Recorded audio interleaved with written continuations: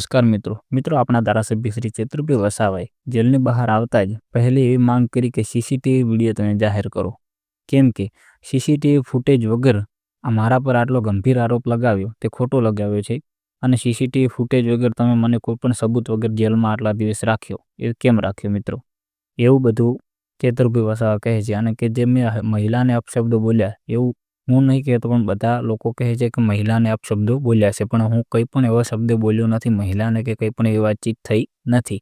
આ બધા જ ખોટા આરોપ મારા પર લગાવ્યા છે અને અમુક નેતાઓને જે તેમને કૌભાંડ કર્યા છે તેમની બધી જ પૂરતી માહિતી મારી જોડે છે. એટલા માટે એ નેતાને એવો છે કે ચેતુર વસાવાને અમે દબાવી દઈએ એટલે આપણી વાત ક્યાંય આગળ જાય નહીં અને આપણે સત્તામાં બન્યા રહીએ. તો મિત્રો એના માટે કરીને ચેતુરભાઈ વસાવાનું કહેવું એવું છે કે એના માટે કરીને મને આટલા દિવસ જેલમાં રાખવામાં આવ્યો કે હું મારા પરિવારથી અને હું જ્યાં ચૂંટાયો હતો તે મારી લોકોથી હું દૂર રહ્યો છું.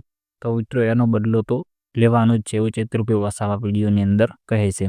તો મિત્રો તે વિડીયો તમે લગભગ જોયો જ હશે.